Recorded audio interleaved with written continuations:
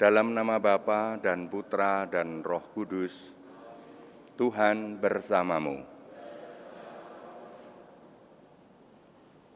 Saudara-saudari umat Allah yang terkasih, pada hari ini seluruh gereja memperingati Santo Matius, murid Tuhan Yesus dan pengarang Injil. Kerap kali kita memandang dan mengadili orang secara datar atas hal-hal yang nampak dari luar. Demikianlah Matius dalam pandangan orang sezamannya, seorang yang dianggap sebagai pengkhianat bangsanya, yang bekerja di tempat yang kotor, menjadi kaki tangan penjajah. Ia penghisap pajak bagi bangsanya sendiri untuk kepentingan Roma. Sikap setiap orang selalu sinis dan merendahkan dia. Tetapi sungguh ini menjadi sebuah pengharapan bagi setiap manusia, bahwa Tuhan Yesus tidaklah seperti orang pada umumnya yang memandang rendah sesama. Tuhan Yesus memandangnya dengan penuh kasih dan menemukan benih panggilan di dalam dirinya. Tuhan Yesus memanggil dia. Marilah kita mengakui segala dosa dan kesalahan kita, terutama kita mungkin kurang pantas di dalam bekerja. Kita juga mengkhianati keluarga, mengkhianati profesi, mengkhianati bangsanya. Kita juga sering membuat orang banyak benci dengan kita. Semoga Allah yang Maha Kuasa mengasihani kita, mengampuni dosa-dosa kita, dan mengantar kita ke hidup yang kekal. Tuhan kasihanilah kami. Kristus kasihanilah kami. Tuhan kasihanilah kami. Kemuliaan kepada Allah di surga. Kami memuji Dikau, kami menyembah Dikau.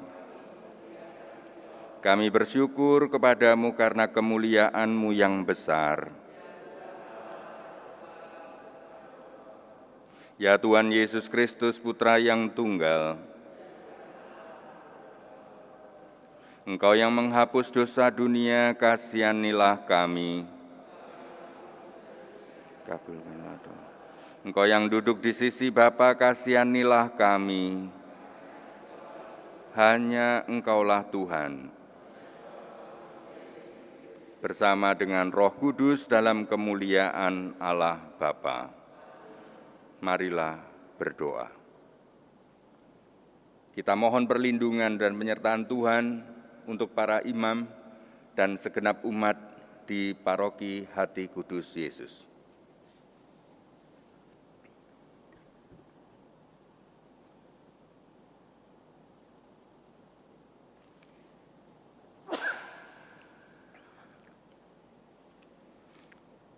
Allah Bapa yang Maha Murah, kerahiman-Mu tiada taranya. Santo Matius, si pegawai pajak, namun telah Kau pilih menjadi rasul dan kelak juga pengarang Injil-Mu. Semoga kami dikuatkan oleh teladan hidupnya dan dibantu oleh doa permohonannya. Sekarang pun bangkit mengikuti Engkau dan mengikat diri padamu dengan hati teguh. Demi Yesus Kristus Tuhan dan Juru Selamat kami yang hidup dan bertahta bersama Engkau dalam Roh Kudus, Allah sepanjang segala masa.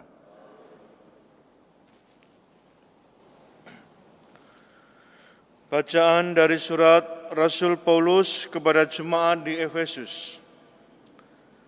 Saudara-saudara, aku, orang yang dipenjarakan karena Tuhan, menasihati kamu, supaya sebagai orang-orang yang terpanggil, kamu hidup sepadan dengan panggilan itu. Hendaklah kamu selalu rendah hati, lemah lembut, dan sabar. Tunjukkanlah kasih-Mu dalam saling membantu, dan berusahalah memelihara kesatuan roh dalam ikatan damai sejahtera. Satu tubuh dan satu roh, sebagaimana kamu telah dipanggil kepada satu pengharapan yang terkandung dalam panggilan-Mu. Satu Tuhan, satu iman, satu baptisan, satu Allah dan Bapa dari semua, yang di atas semua, menyertai semua, dan menjiwai semua. Akan tetapi kepada kita masing-masing telah dianugerahkan kasih karunia menurut ukuran pemberian Kristus. Dialah yang memberikan baik rasul-rasul maupun nabi-nabi, baik pemberita Injil, gembala umat maupun pengajar. Semuanya itu untuk memperlengkapi orang-orang kudus bagi tugas pelayanan demi pembangunan tubuh Kristus. Dengan demikian akhirnya kita semua mencapai kesatuan iman dan pengetahuan yang benar tentang Anak Allah, kedewasaan penuh dan tingkat pertumbuhan yang sesuai dengan kepenuhan Kristus. Demikianlah sabda Tuhan.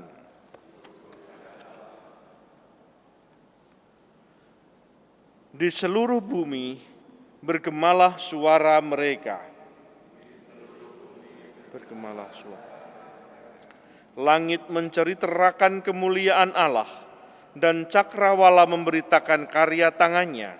Hari yang satu mengisahkannya kepada hari yang lain, dan malam yang satu menyampaikannya pengetahuannya kepada malam berikut. Di seluruh bumi bergema. Meskipun tidak berbicara dan tidak memperdengarkan suara, namun di seluruh bumi bergaunglah gemahnya, dan amanat mereka sampai ke ujung bumi. Haleluya, haleluya.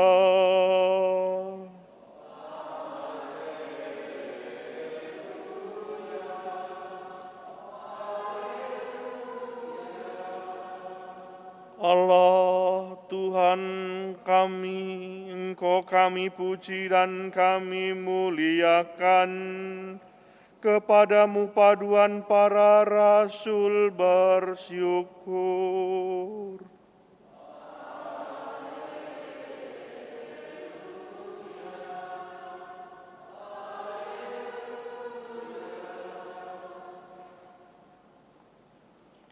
Tuhan bersamamu. Inilah Injil Yesus Kristus menurut Matius. Dimuliakanlah Tuhan. Pada suatu hari, Yesus melihat seorang yang bernama Matius duduk di rumah cukai. Yesus berkata kepadanya, "Ikutlah aku." Maka berdirilah Matius dan mengikuti dia. Kemudian ketika Yesus makan di rumah Matius, datanglah banyak pemungut cukai dan orang berdosa makan bersama-sama dengan dia dan murid-muridnya. Melihat itu berkatalah orang-orang Farisi kepada murid-murid Yesus, "Mengapa gurumu makan bersama dengan pemungut cukai dan orang berdosa?" Yesus mendengarnya dan berkata, "Bukan orang sehat yang memerlukan tabib, melainkan orang sakit. Maka pergilah dan pelajarilah arti firman ini. Yang kukehendaki ialah belas kasihan dan bukan persembahan. Karena aku datang bukan untuk memanggil orang benar, melainkan orang berdosa." Demikianlah Injil Tuhan.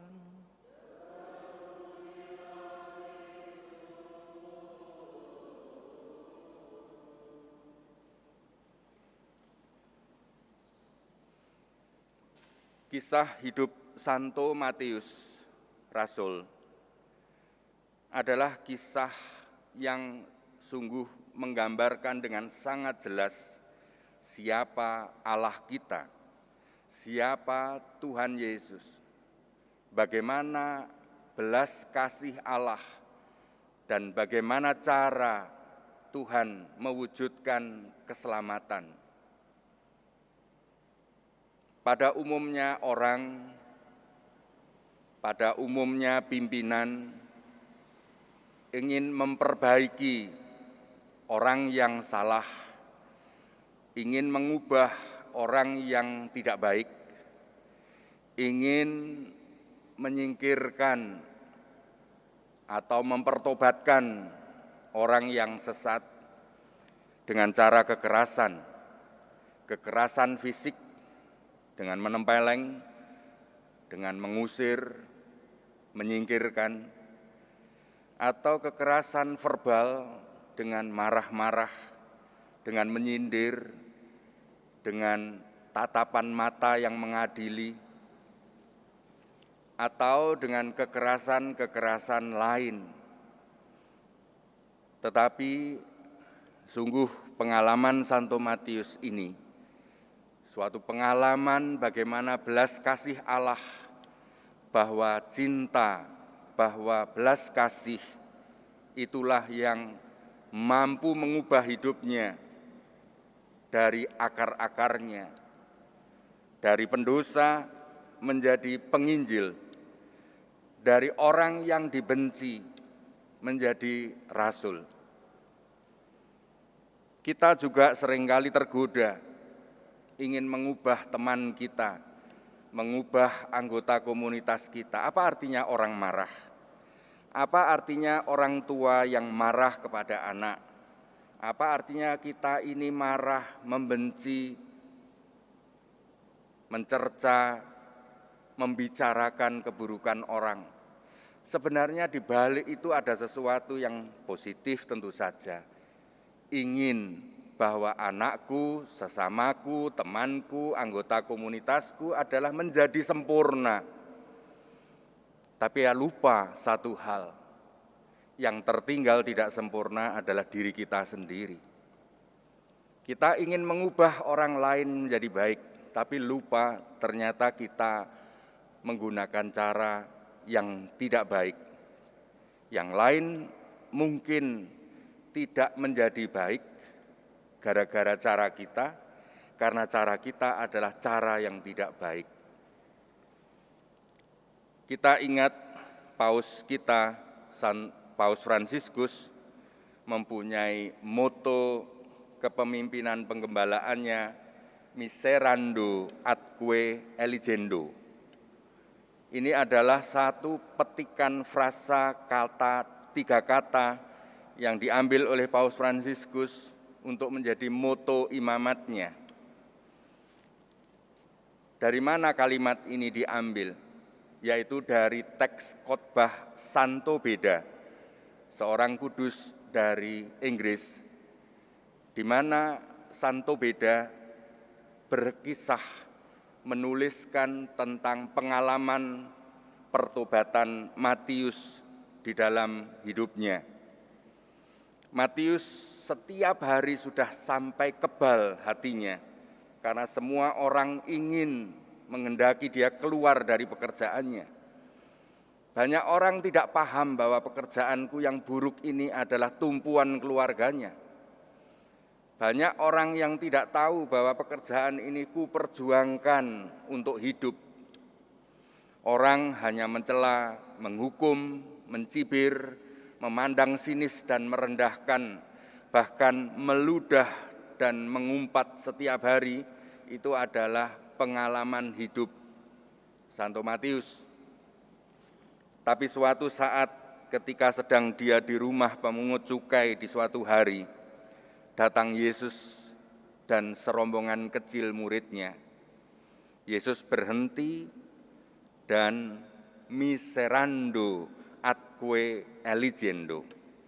Tuhan Yesus memandang dia dengan tatapan kasih, Tatapan kasih itu seperti sebuah senyuman ilahi yang masuk ke dalam matanya, lalu membasahi seluruh hatinya, menyembuhkan seluruh lukanya. Dan tatapan kasih itulah yang menyebabkan dia sungguh menjadi manusia baru. Dia merasakan kehadiran senyuman Tuhan di kala itu, et alligendo, dan ternyata dia tidak cukup hanya dengan memandang penuh kasih, mengampuni, menerima diri apa adanya, tetapi Tuhan Yesus memilih dia menjadi muridnya. Maka Matius menjadi orang yang sangat kuat karena matanya selalu memandang kasih Allah. Ketika dia juga mengundang teman-temannya para pemungut cukai, orang-orang berdosa yang lain, ini aku orang buruk, aku orang berdosa, tetapi dicintai oleh Tuhan. Meskipun banyak orang Farisi yang mencibir, membicarakan dan menghina dia, tetapi dia bersama Yesus dalam Taman Eden di rumahnya. Pesta makan dengan penuh syukur atas kerahiman Tuhan. Semoga kita semua juga tidak pernah putus asa dan sampai-sampai menurunkan martabat Tuhan.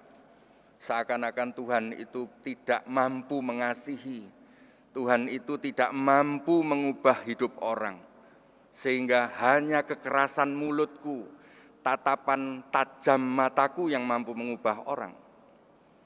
Justru disitulah ketika kita marah-marah, ketika kita kasar terhadap orang lain, sebenarnya tanda kita sedang memamerkan bahwa Allah tidak punya kuasa apa-apa. Yang ada adalah kekuatanku yang mampu mengubah.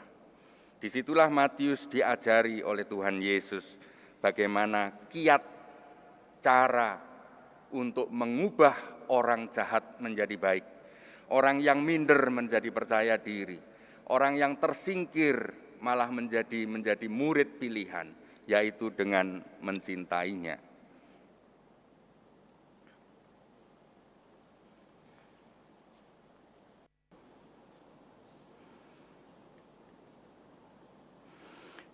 Tuhan bersabda, "Aku datang bukan untuk memanggil orang saleh, melainkan orang-orang berdosa." Marilah berdoa. Allah Bapa, sumber sukacita kami, Santo Matius amat gembira menerima Yesus Putramu sebagai tamu di rumahnya. Kini kami Kau jamu dan Engkau berada di tengah-tengah kami. Kami bersyukur kepadamu karena Putramu datang bukan untuk memanggil orang-orang benar, melainkan orang berdosa supaya selamat. Sebab Dialah Tuhan dan Juru Selamat kami, yang hidup dan berkuasa sepanjang segala masa. Tuhan bersamamu. Semoga Anda semua diberkati di tengah segala kesulitan dan kesal diri kita, oleh kuasa Allah, dalam nama Bapa dan Putra dan Roh Kudus. Perayaan Ekaristi sudah selesai. Kita diutus. Amin.